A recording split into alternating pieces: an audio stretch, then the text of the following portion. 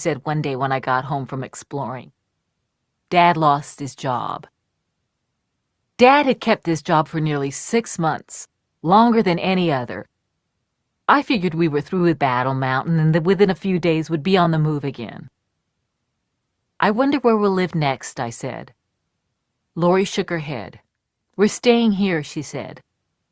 Dad insisted he hadn't exactly lost his job. He had arranged to have himself fired because he wanted to spend more time looking for gold. He had all sorts of plans to make money, she added. Inventions he was working on, odd jobs he had lined up. But for the time being, things might get a little tight around the house. We all have to help out, Lori said. I thought of what I could do to contribute besides collecting bottles and scrap metal. I'll cut the prices on my rocks, I said. Lori paused and looked down. I don't think that will be enough, she said. I guess we can eat less, I said. We have before, Lori said. We did eat less. Once we lost our credit at the commissary, we quickly ran out of food. Sometimes one of Dad's odd jobs would come through, or he'd win some money gambling, and would eat for a few days. Then the money would be gone, and the refrigerator would be empty again. Before, whenever we were out of food, Dad was always there, full of ideas and ingenuity. He'd find a can of tomatoes on the back of a shelf that everyone else had missed, or he'd go off for an hour and come back with an armful of vegetables, never telling us where he got them, and whip up a stew. But now he began disappearing a lot. Where'd Dad? Maureen asked all the time. She was 1.5 years old, and those were almost her first words. He's out finding us food and looking for work, I'd say. But I wondered if he didn't really want to be around us unless he could provide for us. I tried to never complain. If we asked Mom about food, in a casual way because we didn't want to cause any trouble, she'd simply shrug and say she couldn't make something out of nothing. We kids usually kept our hunger to ourselves, but we were always thinking of food and how to get our hands on it. During recess at school, I'd slip back into the classroom and find something in the other kids' lunch bags that wouldn't be missed. A package of crackers, an apple, and I'd gulp it down so quickly I would barely be able to taste it. If I was playing in a friend's yard, I'd ask if I could use the bathroom, and if no one was in the kitchen, I'd grab something out of the refrigerator or cupboard and take it into the bathroom and eat it there, always making a point of flushing the toilet before leaving. Brian was scavenging too. One day I discovered him upchucking behind our house. I wanted to know how he could be spewing like that when we hadn't eaten in days. He told me he had broken into a neighbor's house and stolen a gallon jar of pickles. The neighbor had caught him, but instead of reporting him to the cops, he made Brian eat the entire jarful as a punishment. I had to swear I wouldn't tell Dad.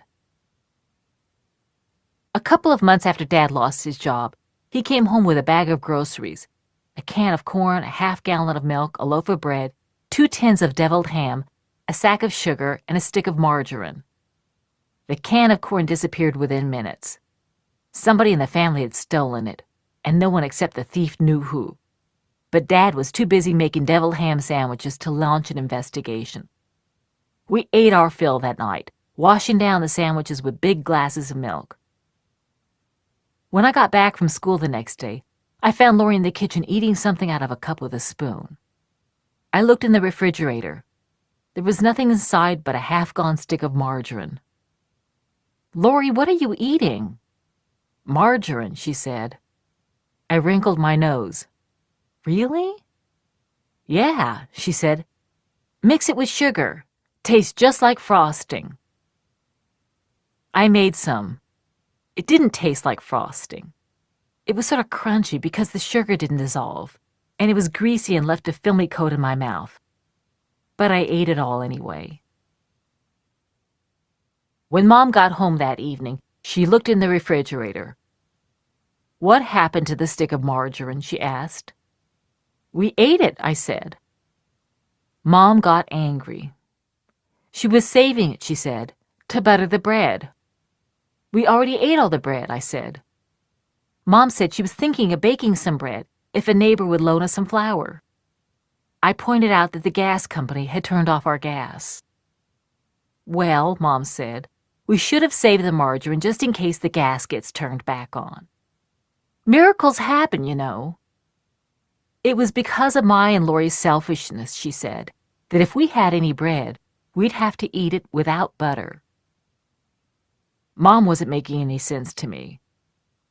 I wondered if she had been looking forward to eating the margarine herself, and that made me wonder if she was the one who'd stolen the can of corn the night before, which got me a little mad. It was the only thing to eat in the whole house, I said. Raising my voice, I added, I was hungry. Mom gave me a startled look. I'd broken one of our unspoken rules. We were always supposed to pretend our life was one long and incredibly fun adventure. She raised her hand, and I thought she was going to hit me. But then she sat down at the spool table and rested her head on her arms.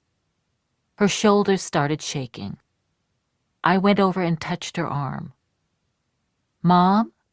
I said.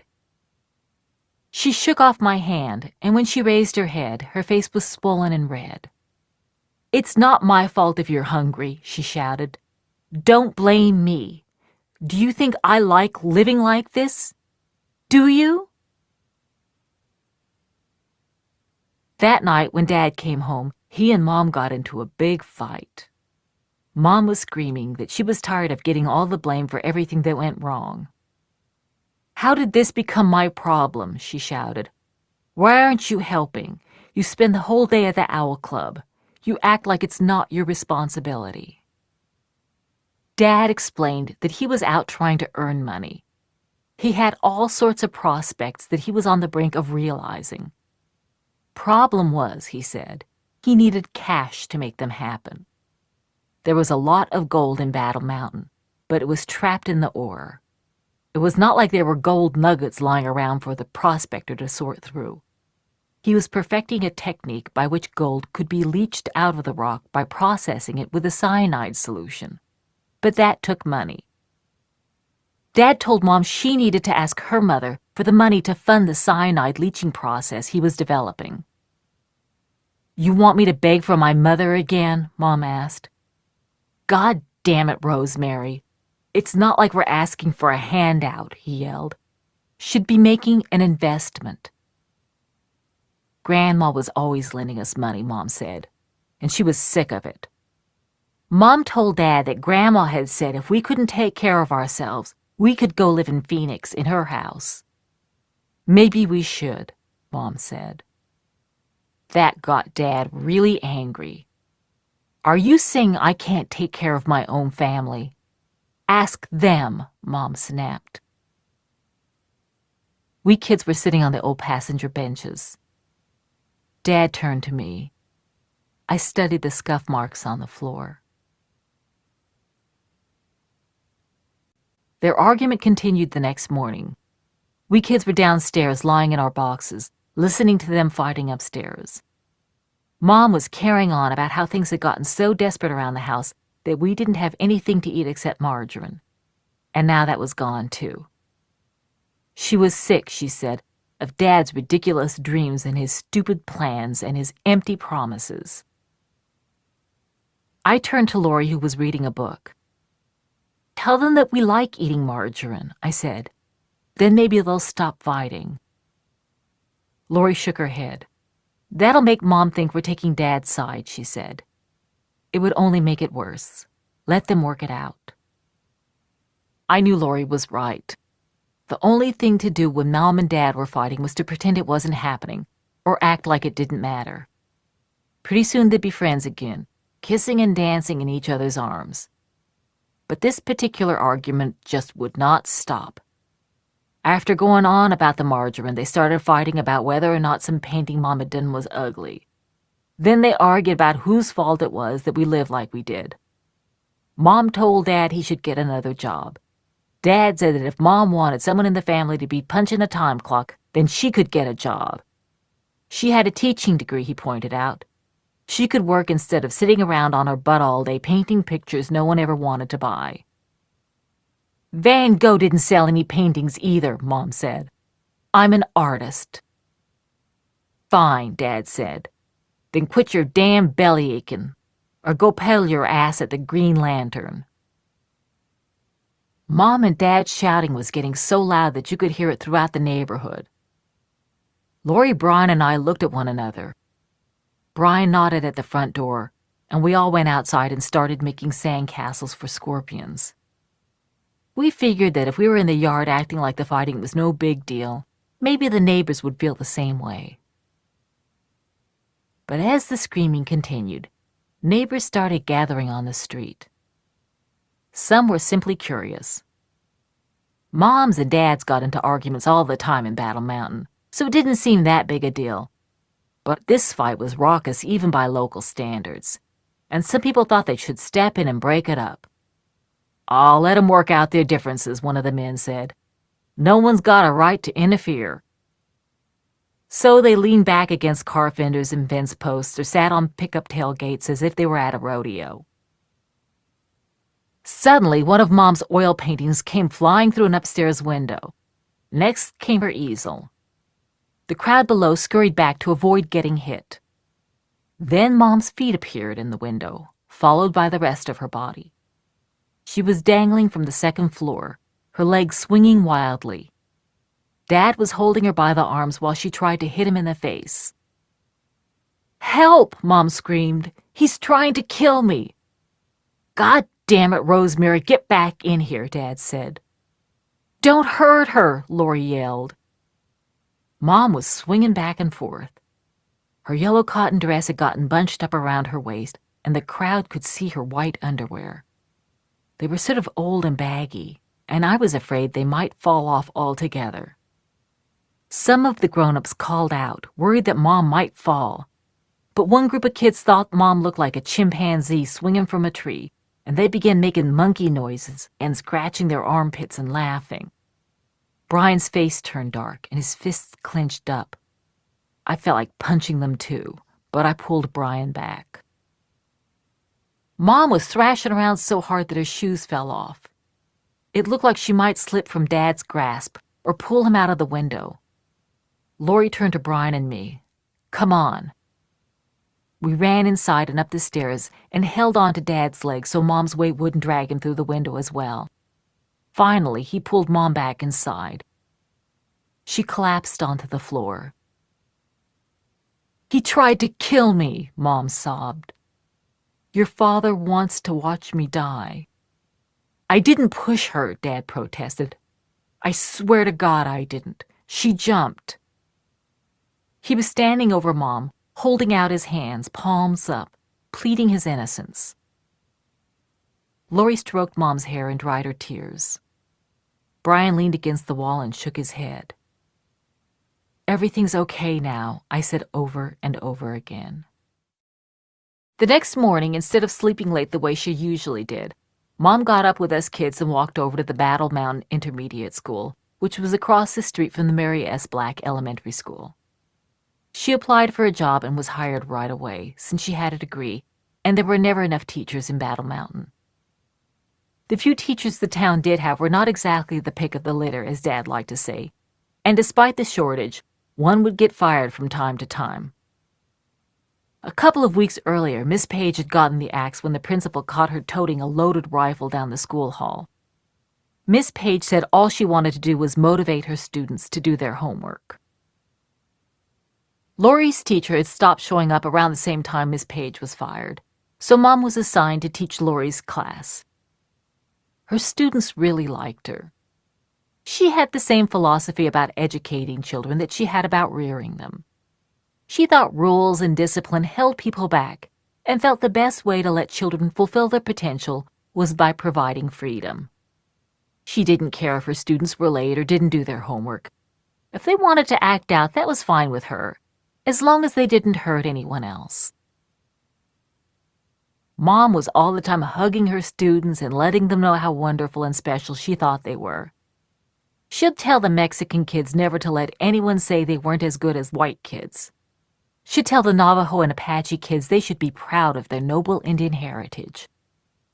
Students who were considered problem kids or mentally slow started doing well. Some followed Mom around like stray dogs. Even though her students liked her, Mom hated teaching. She had to leave Maureen, who was not yet 2, with a woman whose drug dealer husband was serving time in the state prison. But what really bothered Mom was that her mother had been a teacher and had pushed Mom into getting a teaching degree so she would have a job to fall back just in case her dreams of becoming an artist didn't pan out. Mom felt Grandma Smith had lacked faith in her artistic talent, and by becoming a teacher now, she was acknowledging that her mother had been right all along. At night, she sulked and muttered under her breath. In the morning, she slept late and pretended to be sick. It was up to Lori Bryan and me to get her out of bed and to see to it that she was dressed and at school on time. "I'm a grown woman now," Mom said almost every morning. "Why can't I do what I want to do?" "Teaching is rewarding and fun," Lori said. "You'll grow to like it." Part of the problem was that the other teachers and the principal, Miss Beatty, thought Mom was a terrible teacher.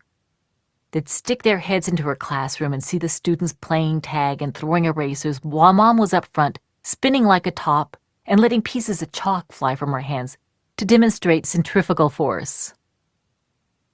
Miss Beatty, who wore her glasses on a chain around her neck and had her hair done at the beauty parlor over in Winnemucca every week, told Mom she needed to discipline her students. Miss Beatty also told Mom to submit weekly lesson plans, keep her classroom tidy, and grade the homework promptly. But Mom was always getting confused and filling in the wrong dates on the lesson plans or losing the homework. Miss Beatty threatened to fire Mom, so Lori Bryan and I started helping Mom with her schoolwork. I'd go to her classroom after school and clean her chalkboard, dust her erasers, and pick the paper up off the floor. At night, Lori Bryan and I went over her students' homework and tests. Mom let us grade papers that had multiple choice, true, false, and fill-in-the-blank answers. Just about anything except essay questions, which she thought she had to evaluate because they could be answered correctly in all sorts of different ways. I liked grading homework. I liked knowing that I could do what grown-ups did for a living. Lori also helped Mom with her lesson plans. She'd make sure Mom filled them in accurately, and she'd correct Mom's spelling and math. "Mom, double L's in Halloween," Lori said, erasing Mom's writing and penciling in the changes. "Double E's as well, and no silent E at the end." Mom marveled at how brilliant Lori was. "Lori gets straight A's," she once told me. "So do I said. "Yes, but you have to work for them." Mom was right. Lori was brilliant. I think helping Mom like that was one of Lori's favorite things in the world.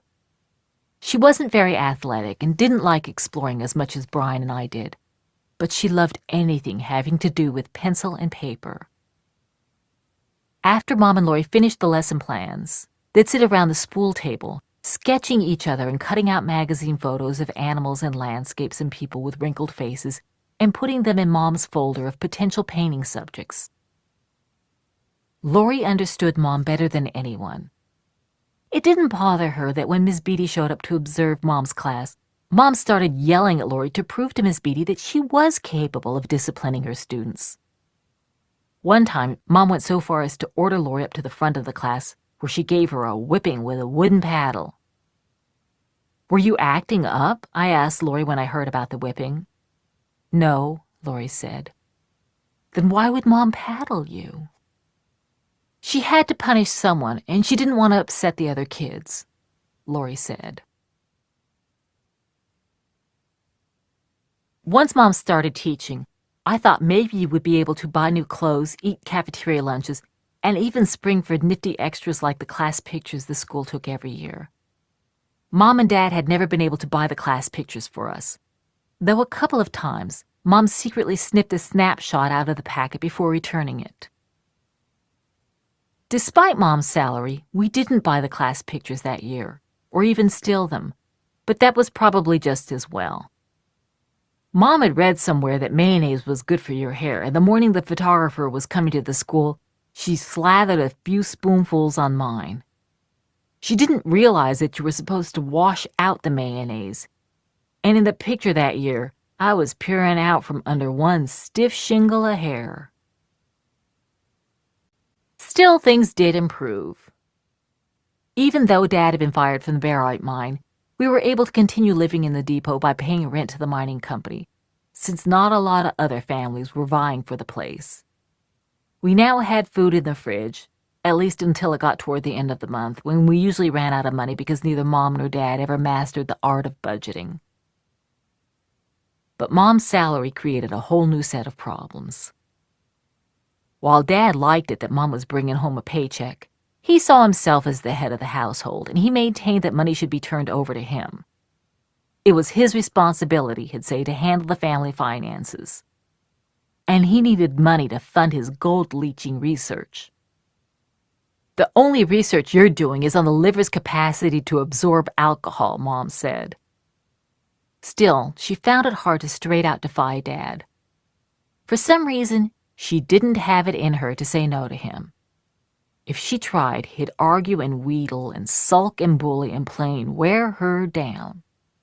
So she resorted to evasive tactics. She'd tell Dad she hadn't cashed her paycheck yet, or she'd pretend she left it at school and hide it until she could sneak off to the bank. Then she'd pretend she lost all the money. Pretty soon, Dad took to showing up at school on payday, waiting outside in the car, and taking us all straight to Winnemucca, where the bank was located, so Mom could cash her paycheck immediately. Dad insisted on escorting Mom into the bank. Mom had us kids come along so she could try to slip some of the cash to us first. Back in the car, Dad would go through Mom's purse and take the money out. On one trip, Mom went into the bank alone because Dad couldn't find a place to park. When she came out, she was missing a sock. "Jeanette, I'm going to give you a sock that I want you to put in a safe place," Mom said when she got in the car. She winked hard at me as she reached inside her bra and pulled out her other sock, knotted in the middle and bulging at the toe. "Hide it where no one can get it, because you know how scarce socks can get in our house." "God damn it, Rosemary," Dad snapped. "Do you think I'm a fucking idiot?" "What?" Mom asked, throwing up her arms in the air. "Am I not allowed to give my daughter a sock?" She winked at me again, just in case I didn't get it. Back in Battle Mountain, Dad insisted we go to the Owl Club to celebrate payday and ordered steaks for all of us. They tasted so good we forgot we were eating a week's worth of groceries. "Hey, Mountain Goat," Dad said at the end of dinner while Mom was putting our table scraps in her purse. "Why don't you let me borrow that sock for a second?" I looked around the table. No one met my eye except Dad, who was grinning like an alligator. I handed over the sock. Mom gave a dramatic sigh of defeat and let her head drop down on the table. To show who was in charge, Dad left the waitress a $10 tip. But on the way out, Mom slipped it into her purse. Soon we were out of money again. When Dad dropped Brian and me off at school, he noticed we weren't carrying any lunch bags. "Where are your lunches?" Dad asked us. We looked at each other and shrugged. "There's no food in the house," Brian said. When he heard that, he acted outraged, as though he'd learned for the first time that his children were going hungry. "Damn it, that Rosemary keeps spending money on art supplies," he muttered, pretending to be talking to himself. Then he declared more loudly, "No child of mine has to go hungry." After he dropped us off, he called after us, "Don't you kids worry about a thing." At lunch, Brian and I sat together in the cafeteria. I was pretending to help him with his homework so that no one would ask us why we weren't eating when Dad appeared in the doorway, carrying a big grocery bag. I saw him scanning the room looking for us. "My young'uns forgot to take their lunch to school today," he announced to the teacher on cafeteria duty as he walked towards us. He set the bag on the table in front of Brian and me and took out a loaf of bread, a whole package of bologna, a jar of mayonnaise, a half-gallon jug of orange juice, 2 apples, a jar of pickles, and 2 candy bars. "Have I ever let you down?" he asked Brian and me, and then he turned and walked away. in a voice so low that Dad didn't hear him. Brian said, "Yes." "Dad has to start carrying his weight," Lori said as she stared at the empty refrigerator. "He does," I said. "He brings in money from odd jobs." "He spends more than he earns on booze," Brian said. He was whittling, the shavings falling to the floor right outside the kitchen where we were standing. Brian had taken to carrying a pocket knife with him at all times, and he often whittled pieces of scrap wood when he was working something out in his head. "It's not all for booze," I said. "Most of it's for research on cyanide leaching." "Dad doesn't need to do research on leaching," Brian said. "He's an expert." He and Lori cracked up. I glared at them. I knew more about Dad's situation than they did because he talked to me more than anyone else in the family. We'd still go demon hunting in the desert together, for old time's sake, since by then I was 7 and too grown up to believe in demons.